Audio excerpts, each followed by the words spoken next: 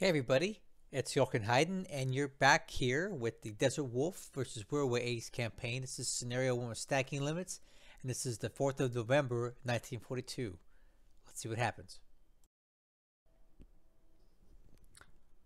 Alright, here we go. This is Desert Wolf versus Whirlaway. Last turn we saw the invasion of Attu in the Aleutian Islands. Okay, and there it is. They have it. It is now back in American control.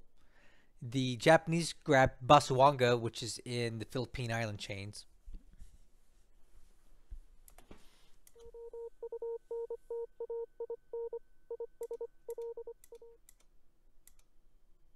Oh, here we go. Oh, man. Hopefully that destroyer gets some action over there in near Nauru next turn. Or this, well, wait, not next turn. No, right now. Ooh. Not looking too good for, oh, it didn't make it, guys. Dang. That's the ship that took the mine last turn. It didn't make it out of there. It was kind of up in the air whether or not it was going to sink or not. Okay, we're in the daylight naval movement phase now.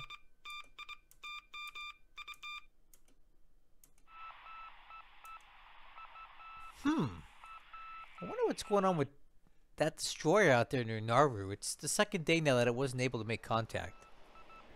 Doesn't really make a lot of sense. Alright, so now, okay, let's take a look at this. The Japanese are now flying sweeps over this hex here. And this is the one we've been talking about for a while, where I'm telling you it's kind of like a stalemate. Well, when you're flying a sweep over that target, it's probably because he's looking to bomb it. I think he's getting tired of the stalemate and he's looking to find a way through here. I expect to see a lot of bombers hitting this hex. And again, you're going to see a lot of sweeps up here too, because he's looking to bomb up here. I'm just going to kind of blast through these pretty quick here, because he's not going to find any fighter opposition. Desert Wolf is no longer in the position to offer meaningful cap traps or cap any kind of area resistance with the supply situation being so bad. Alright, now we're back in Burma here. Looks like he's, Desert Wolf is sweeping all over the place. Kind of paving a way for his bombers to come through later.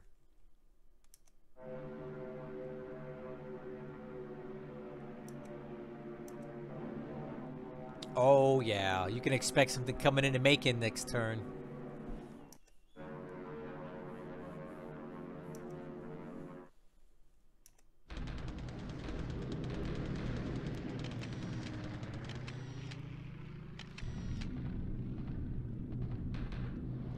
Alright, we'll fast forward through some of this recon action. Not much to see with that. Or not. Okay.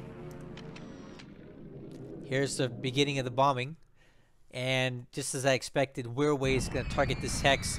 This is the unit that snuck in last turn and kind of put the brakes on the Japanese advance into Lanchow.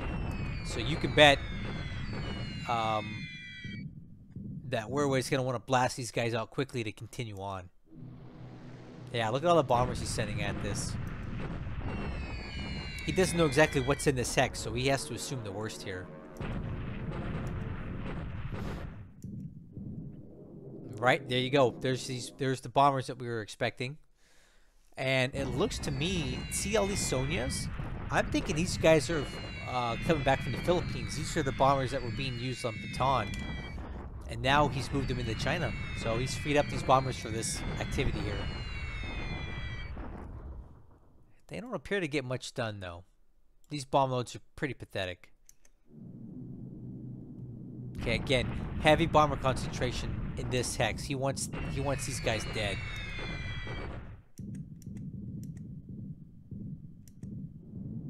Okay, more Sonyas coming in here. Again, I believe these are from the Philippines.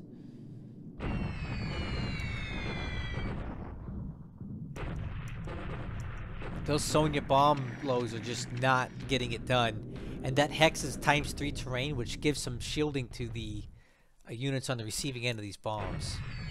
And as you can see, over 100 Sonyas used this turn and no damage at least in losses to the Chinese. They had maybe disrupted a bit, and we'll take a look at it. Just kind of see how much Estonia can actually do, but I don't think it's much. These are like big rocks.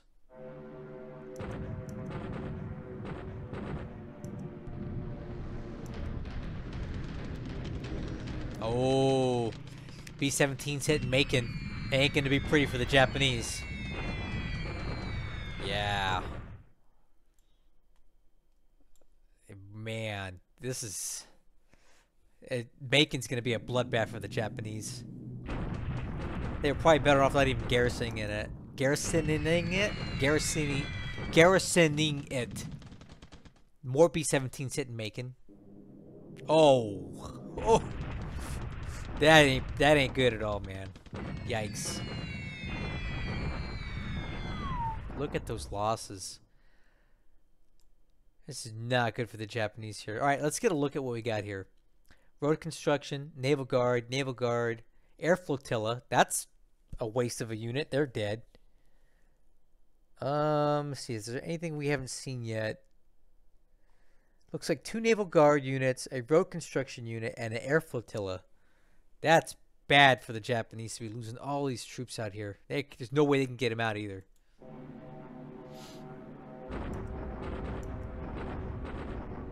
Let's get some straggler sweeps coming through here. Waiting for the bombers to show up.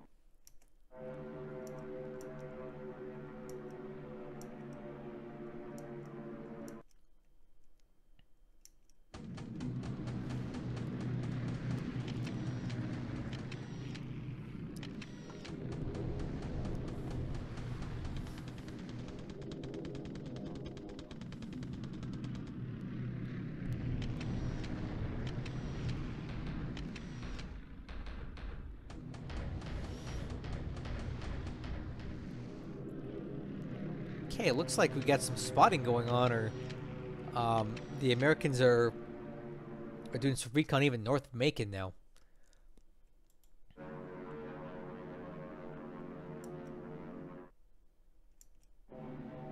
Wow, that's a lot of sweeps. We're still in the AM phase here. How many fighters does the Wolf have?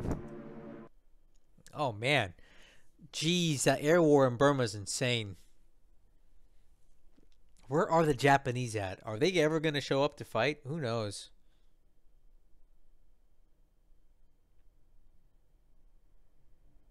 Okay, definitely have some Japanese aircraft flying around out here. Oh, one less. Emily's are priceless for the Japanese. They never have enough of those. To have one shot down by Cap is painful.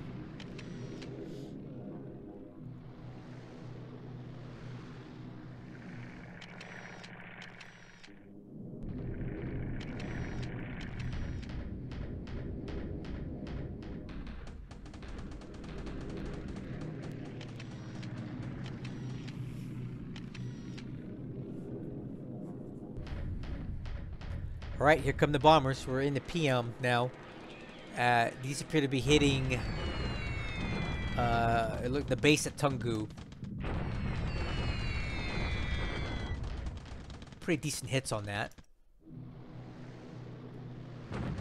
Blenheims and some Dutch B-10s coming in to do the same. Oh, one Blenheim 4 destroyed by flak. Yeah, it's a goner.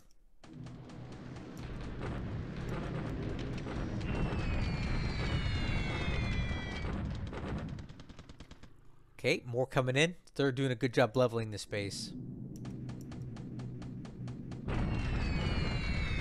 And more hits. Okay, Allied aircraft are continuing to scout north of Macon. Here we go. Now we have a bombing raid on Rangoon. Let's see if there's any aircraft here. Yep, look at that. Aircraft sitting on the ground doing nothing. Oh, we're away. Come on, man. This is painful to watch. What are you doing, bro? Why is he? This is yikes, dude. Yikes. Dude, come on. And you know what these things are? These are bomber killers, right? They not doing anybody any good when they're sitting on the ground like this. Wait, get your act together, my dude.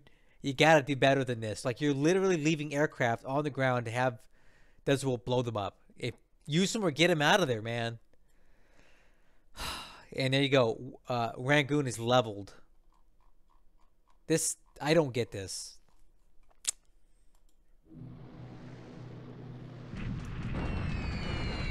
All right. So Marauders hitting Tungu. One more destroyed.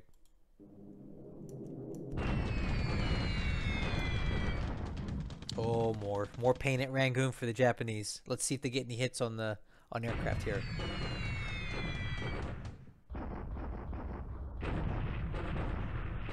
Yeah, look at that.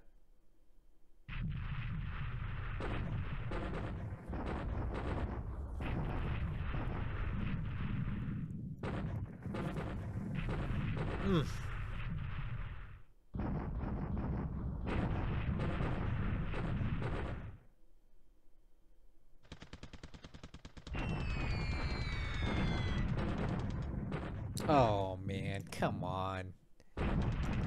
Oh, I went a little too fast there, but it looks like at least one more aircraft was destroyed on the ground. Now we've got some British Wellingtons coming in. Let's see what they get done. More aircraft destroyed on the ground. And these are not cheap aircraft to build for the Japanese. These require 2 engines. There's a lot of resources wasted when you leave aircraft on the ground like this to die. And he knows Rangoon is deep within the range of Allied bombers, so why leave them there? What are you doing? Okay, looks like we have a bombing raid coming into Tungi now, targeting the airfield to keep the fort level from coming up. God, look at all these bombers, man. Completely unopposed. Oh, jeez. More pain and suffering in Rangoon.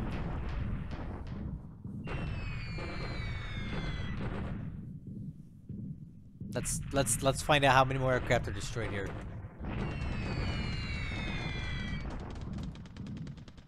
No more destroyed because I think Veswolf got them all.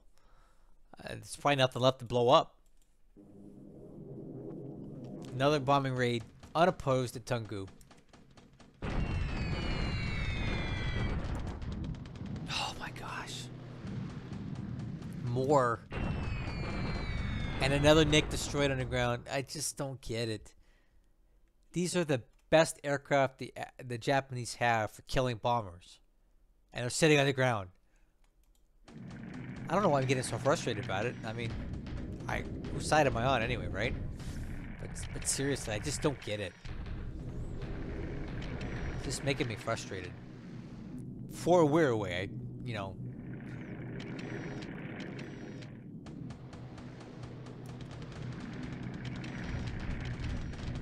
Lot of recon here. Alright, well, I go right into ground combat.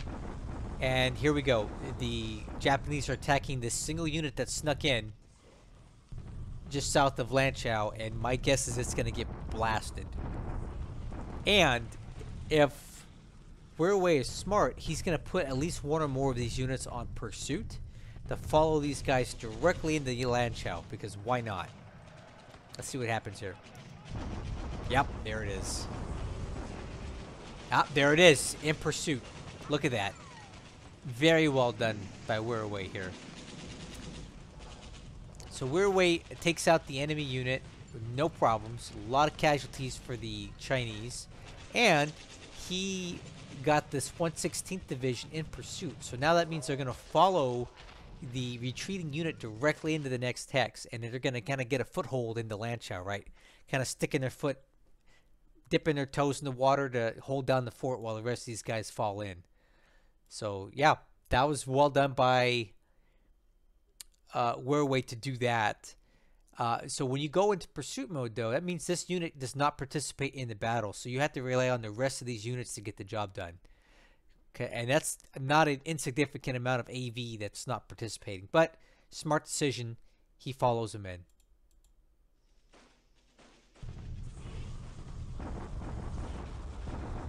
Alright, so it looks like this Japanese division split into thirds is bombarding here. And I think that we're just trying to test the waters here to see what they've got. And clearly, the Japanese don't have anywhere near enough to break through here. If they did, it would definitely isolate the... Basically, this hex right here is the dividing line between the southern part of China and the northern part of China. This is where it all kind of teeters right here. So if he can take this out, well, I take that back. I guess that'd be further up here, and the Japanese already own it. So Lanchao in northern China is already cut off further north. So whatever I just said, don't even listen to it. Okay. The Japanese are bombarding here as well. Again, just trying to see what the Allies have in place. And not much. I mean, it's kind of equal, but not good terms for the Japanese to attack here. And another bombardment attack in our favorite hex. I'm sure this won't bear much fruit at all. And it most certainly does not. Alright, there's our turn. Really unforgivable Japanese performance in Burma again. I don't understand, especially after what happened a couple turns ago, how the Japanese are continuing to leave aircraft on the ground, knowing what can happen. And we saw multiple NICs destroyed here, and those are very costly aircraft to be losing on the ground. And they're tailor-made for shooting down bombers. Now, did you see what just went into upgrade at Pearl? We'll talk about that in just a minute. Let's see what kind of reinforcements we get, if any.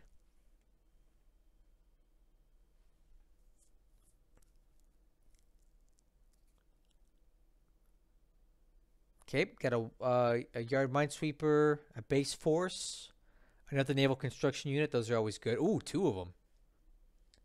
Those are always good to have. All right, let's go find out how many aircraft the Japanese lost here. Jeez. And we see another turn now where the Japanese are not getting the message about getting aircraft off these fields. This situation in Rangoon was just inexcusable. Let's look at it. So, aircraft losses today. We have a little bit of a disconnect here. I'm not entirely sure what's going on. Maybe it's some sort of desync something or another. The aircraft losses here don't jive with the losses here. So it says 38 were lost today, but these only add up to 29. So I tend to believe these numbers more than these, but take a look at this.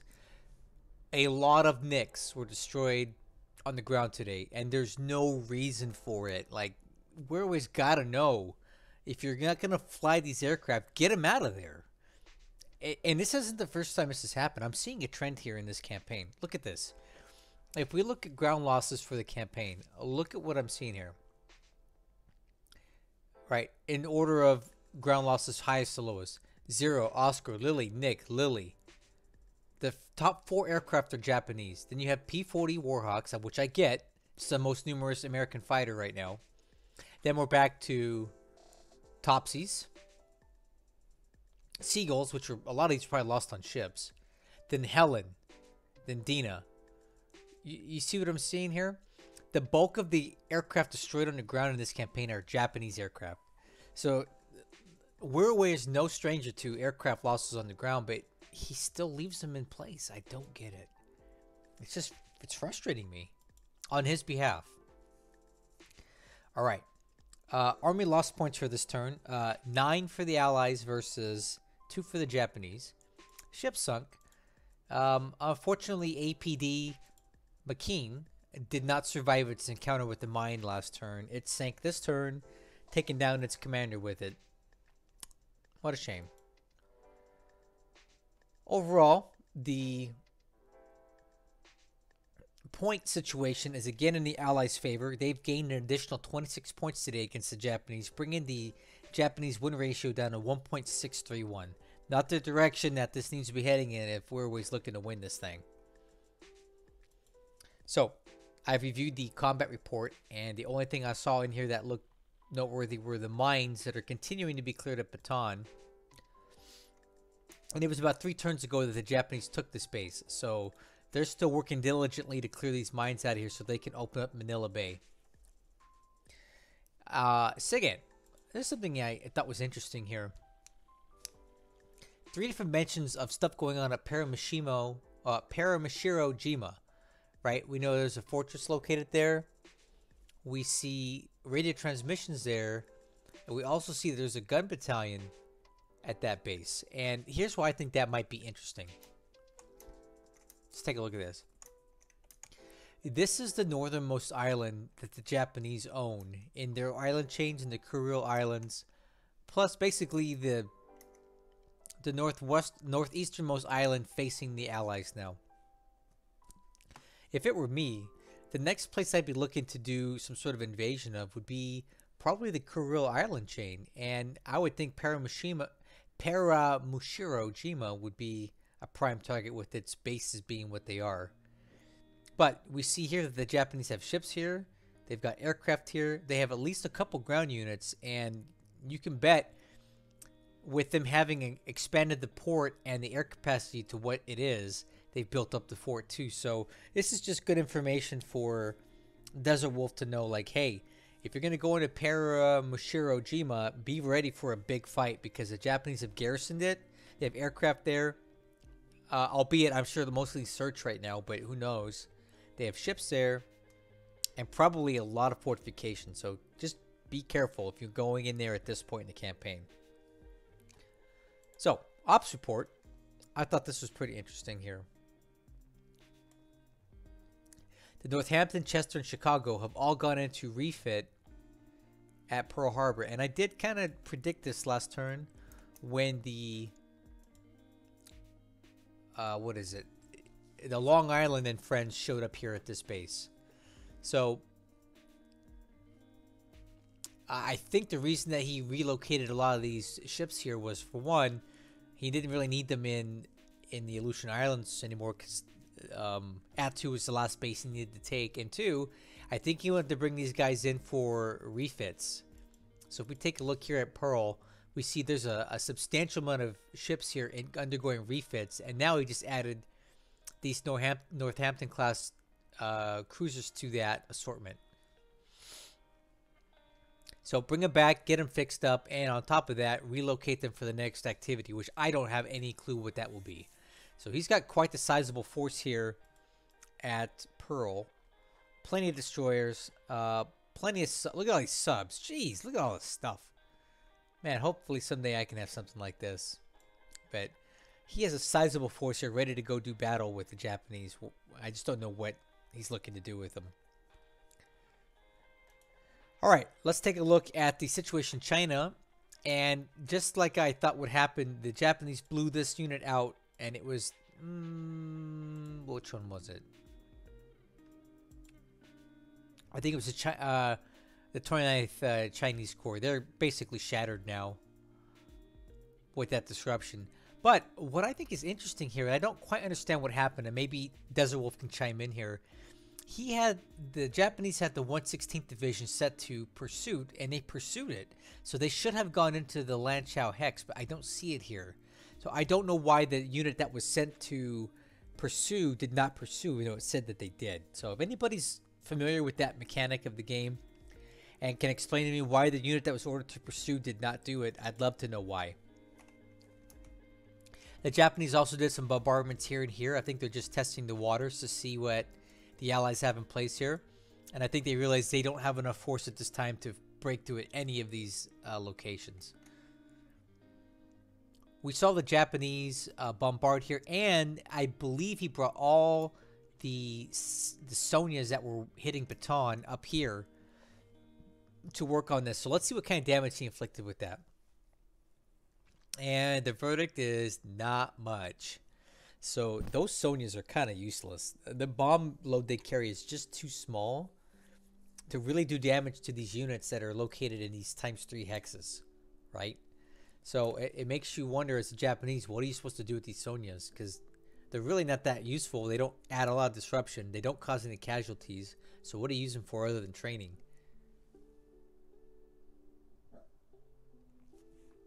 What is that noise? Oh my god, my dog. My dog is having a dream. She's having a dream over there. Okay, anyway. Back on topic. I don't know what to do with these Sonyas as a Japanese player because they're not really helping out over here much. So, big story for this turn. The absolute shellacking that the Japanese took at Rangoon. And I already kind of went into it when we went over the aircraft losses. I don't understand Weirway and what he's doing here in Burma. Losing aircraft on the ground like this is unacceptable to me. Because he knows the range of the bombers and knows where they're at. And here's the thing. Look at all these aircraft that he lost. They're Nicks. These Nicks are fantastic at blowing up Allied bombers, right? It's probably the best anti-bomber aircraft that they've got. Let's see if we can look these up. Japanese aircraft. It's a Ki-45 Nick. Ki-45. I believe it's this one right here. This thing is probably one of the best aircraft that they've got for taking out Allied bombers right now. Okay, they've got a 20mm cannon and two 50 caliber machine guns, and they're mounted center line, so they're pretty accurate, right? Reasonably accurate, with a lot of damage enough to get through the armor. Let's see what else they got. Speed's okay. Altitude's good. They can get up high. Yeah, these are good aircraft for hunting bombers, and I don't really understand why Weirway would choose to leave them on the ground here when they should be up doing something. Bring in some single-engine fighters to fly cap and have the Nicks up there with them, defeat these sweeps, and then stick around and deal with the bombers when they come in afterwards. But he's not even attempting to do that, and I don't get it. I'm not going to keep beating this dead horse, but Weirway is not going to do well in Burma if he doesn't adjust his strategy here. His air campaign in Burma is just not effective. He's lost over 100 aircraft on the ground in 3 days out here. Unacceptable. Especially as Japanese, where you're already on the tail end slope, right? You're already on a downward slope for supply usage. Reinforcement, everything is now stacked against you. You've had 6 months, 7 months to get ahead, and now you have to maintain, and that's not how you maintain. Not much going on out here at all. Nothing out here. Nothing down here. But we got some activity in the Gilberts. Macon got slammed again last turn by bombers and hundreds of casualties in the Japanese defenders here. Macon's looking weak right now, and if Desert Wolf can get an invasion force put together in the next week or two worth of turns, I think he could blow over Macon in a stiff storm. But there's a couple things I want to show you. First, what is going on with the Downs here? This is the second day in a row we've seen them react to Japanese ships and not attack. These guys have a max reactive 4, so I don't really understand why they couldn't catch up to these guys, which I'm assuming are only patrol boats or minesweepers, something of the sort. Whatever the case may be, the Downs did not engage in combat with these guys, so it looks like Desert Wolf just has them set up to do patrol around Nauru to deny any ships coming in here. So he's looking to blockade Nauru to keep him from being able to get stuff in there. I don't know if he's going to go for it next or what, but he's making moves to secure it. And they can take a look here. These are the American Navy patrol patterns. And as you can see, he's continuing to push his patrol patterns further out. And on top of all that, he's sort of flying recon missions over Mili. And check out what we've got here. This is concerning. The Japanese have 100 fighters in Mili. So whenever the Japanese want to try a cap trap, you can expect 100 of these fighters to be over Macon or something like that. The other thing that the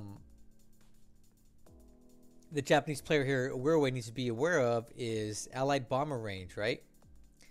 Because we know at Tabataoya, there's a lot of bombers here, and also at Rore, we have B-17s, which are within range of attacking Millie, right?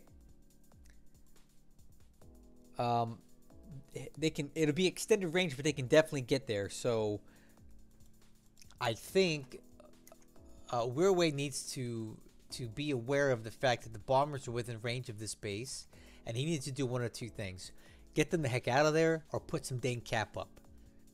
So we'll see what happens here in the next couple turns. If Desert Wolf wants to start pushing a button on this base to see if he can get in there or not. But I think it'd be wise for him to at least be aware of the fact that there's 100 fighters stacked at this base, ready to do something. All right. Last thing we'll take a look at before we end this turn is the Aleutian Islands. Attu has now fallen to the Allies, and it only really cost them one of these APDs, right? 4 went in, 3 came out.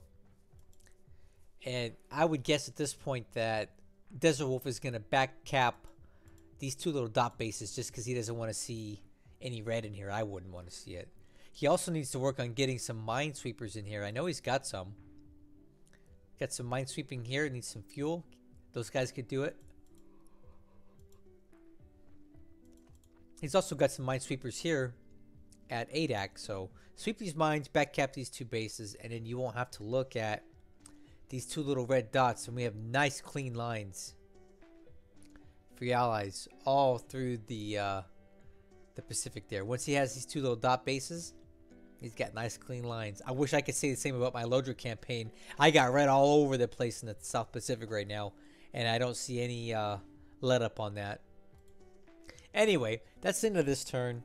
I hope Wirway figures out his issues in Burma with his air campaign and stops losing aircraft on the ground like that, because he's going to expedite the end of the campaign in Burma at that rate. As always, I want to thank you guys for watching this. I hope you're enjoying this campaign as much as I am. It's really fun to see this high-level play here and what a later war Allied effort looks like, because I'm nowhere close to this in my campaigns, and I like to see how the pros do it. I'll catch you guys on the next one.